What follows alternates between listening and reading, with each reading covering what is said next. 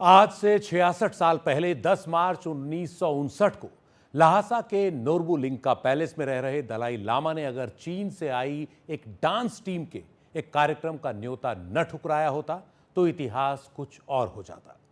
तिब्बत पर घेराबंदी डाले चीन के एक जनरल झांग चेनवू ने दलाई लामा को उस कार्यक्रम का न्योता पहुंचाया था, लेकिन न्योता देने वालों ने यह दोहराया था कि दलाई लामा के साथ कोई सैनिक न हो और अंगरक्षक बिना हथियारों के हों।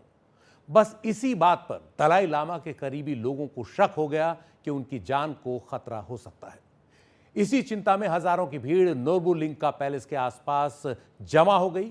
उधर दलाई लामा के करीबी साथियों और भविष्यवक्ताओं ने कहा कि दलाई लामा को तुरंत तिब्बत छोड़कर चले जाना चाहिए। इसी फैसले ने तिब्बती बौद्धों की सबसे बड़ी संभावना को बचा लिया।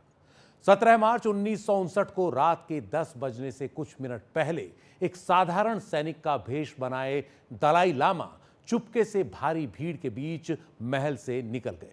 उनके साथ उनके कुछ बेहद करीबी साथी ही मौजूद थे। एक नदी के पास उनके परिवार के बाकी सदस्य और बाकी काफिला इंतजार कर रहा था। दलाई लामा तब 24 साल के थे। 3 हफ्ते तक वो अपने काफिले के साथ हिमालय के दुर्गम इलाकों में कभी पैदल तो कभी घोड़ों पर चलते रहे। लक्ष्य था भारत की सीमा तक पहुंचना, लेकिन ये यात्रा सुरक्षित पूरी होगी भी या नहीं, इसकी कोई गारंटी नहीं थी। पूरा इलाका चीन के जासूसों से भरा हुआ था।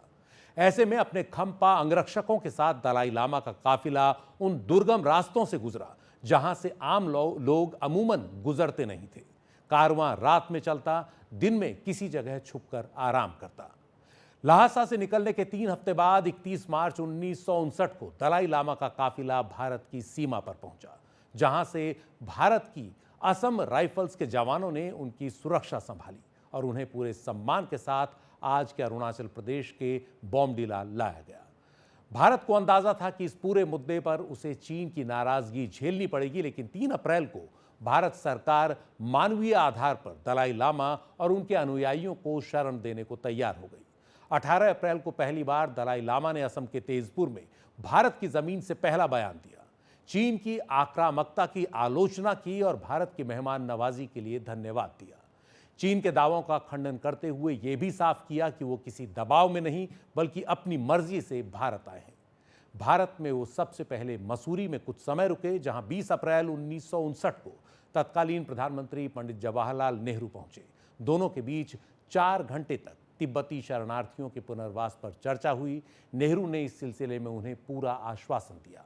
भारत सरकार तिब्बती बच्चों की शिक्षा के लिए स्कूलों का पूरा खर्च उठाने को भी तैयार हुई।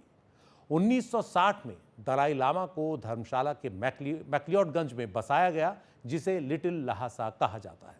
यहां उन्होंने तिब्बत की निर्वासित सरकार की स्थापना की। दलाई लामा का मुद्दा तब से ही भारत और चीन के बीच तनाव का एक बड़ा मुद्दा बना रहा।